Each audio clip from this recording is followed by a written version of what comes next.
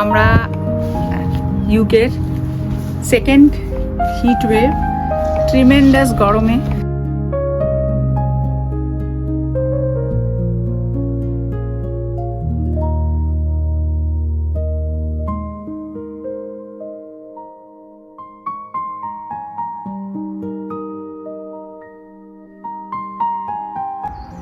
Hello বন্ধুরা, কেমন আছেন আপনারা সবাই? আশা করি আপনারা ভালো আছেন। আমরা ইউকের সেকেন্ড হিট ওয়েভ ট্রিমেন্ডাস গরমে যতটুকু ভালো থাকা যায় ঠিক ততটাই আছি। এই 5-7 দিনের হিট ওয়েভে আমরা কিভাবে কাটালাম আর কি করলাম সেই নিয়েই আজকের আমার এই ভিডিও। আসুন দেখি। জুন মাসে তৃতীয় সপ্তাহ থেকেই টেম্পারেচার বাড়তে শুরু করলেও অফিসিয়াল হিটওয়েভ অ্যানাউন্স হলো এই মঙ্গলবার অর্থাৎ 23 জুন থেকে। লন্ডন, ইস্ট ইংল্যান্ড এবং আমরা যেখানে থাকি সাউথ ইস্ট ইংল্যান্ডে রেড ওয়েদার ওয়ার্নিংয়ের অ্যানাউন্সমেন্ট হয়ে গেল। তীব্র এইবারের এই গরমে সবার আগেই চিন্তা হলো যে আমার বাগান আর ফুলগুলোকে কি করে বাঁচাবো এই গরম থেকে। কিছু কিছু টবের ফুলের গাছ ডিরেক্ট সানলাইট থেকে সরিয়ে ফেললাম। সামার মানেই আমাদের স্ট্রবেরি খাওয়ার সময়, আর আমার এই হ্যাঙ্গিং বাস্কেটে মিষ্টি গুড়ের মতো যে কটা স্ট্রবেরি হয়েছিল তা মন ভরিয়ে দিল।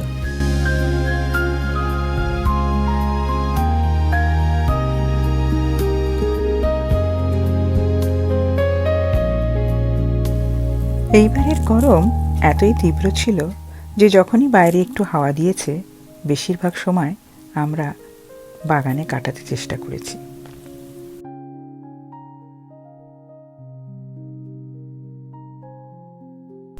বিগত 7-8 বছর ধরেই ইউকেতে এই সামার টাইমে কোনো না কোনো সময় এই রকম হিট ওয়েভ হতেই থেকেছে, তবে এবারের মাত্রা সবকে ছাড়িয়ে গেল। এবারে জুনের হাইয়েস্ট টেম্পারেচার অন রেকর্ড হয়ে গেল 37.1 ডিগ্রি সেলসিয়াস, যেটা মনে হবে যেন 40-42 ডিগ্রি সেলসিয়াসের মতন। তবে সেই বিখ্যাত idiom every cloud has a silver লাইনিংয়ের মতন মনে হলো এই গরম আর এই সূর্যের তাপ এটাকে কিরমভাবে ভালো করে ইউজ করা যায়। এটা মনে হতেই মনে পড়ে গেল ছোটবেলায় আমার এক খুব প্রিয় মাসির বানানো একটা আচারের কথা। অত্যন্ত সিম্পল, কিছুই লাগে না, কিন্তু অত্যন্ত উপকারী। বাড়িতে এনে রাখা বেশ কয়েকটা লাইম, যেটাকে আমরা পাতিলেবু বলি, নিয়ে নিলাম। ছোট ছোট টুকরো করে নিলাম। এরপর যে পাত্রে কাটা লেবুগুলো রাখলাম সেইখানেই সেই লেবুগুলো একটু চিপে রস বের করে নিলাম। এবার লেবুর রসের মধ্যে থাকা এই টুকরোগুলোতে কয়েকটা বেসিক জিনিস অ্যাড করে নেব, যেমন পরিমাণ মতন চিনি, একটু ক্যান পেপার পাউডার মানে একটা ধরনের লঙ্কার গুঁড়ো, আর ব্ল্যাক সল্ট অর্থাৎ বিট নুন। সবই কিন্তু অ্যাড করতে পারেন আপনার পছন্দ মতন, আন্দাজ মতো। হ্যাঁ, আমি ক্যান পেপার পাউডার অ্যাড করলেও আপনারা কিন্তু যে কোনো রকমের চিলি পাউডার আপনাদের স্বাদ মতন অ্যাড করতে পারেন। আর কিছুই লাগবে না। এই নুন, চিনি আর লঙ্কার গুঁড়ো শুধু লেবুর সাথে মাখিয়ে নিয়ে রোদে রেখে দিতে হবে। এইভাবে বেশ কয়েকদিন ভালো রোদ পেলে আচার নিজেই আপনা আপনি হয়ে যাবে।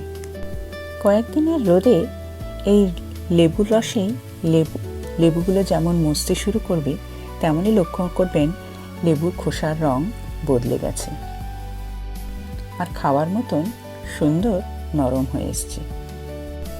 তেল বা অন্য কোনো মশলা ছাড়া এইরকম সুন্দর ভেরি ইজি লেবুর আচার, যেটা শরীরের পক্ষে অত্যন্ত ভালো, গরমের দিনে ফুল অফ ভাইটামিন সি। আপনি গরম ভাতের সাথে এক টুকরো এই লেবুর আচার নিলে আপনার খাবার খুবই আনন্দময় হয়ে উঠবে আশা করি। এই আচার বানাতে বানাতে মাসির কথা খুব মনে পড়ছিল। ছোট্টবেলায় মাসি যখন খাওয়ার পথে এই এক টুকরো লেবুর আচার দিতেন, তখন ছোট ছিলাম বলে টক লাগতো খুব, তাই আর খেতে ভালো লাগতো না। আজ এই আচারের মাহাত্ম্য বুঝতে পারি। বেশ কয়েকদিন রোদে রাখার পর আচারটা মজে ঠিক এই রকম রঙের দেখতে হয়ে যাবে, আর খেতেও হবে খুব সুস্বাদু।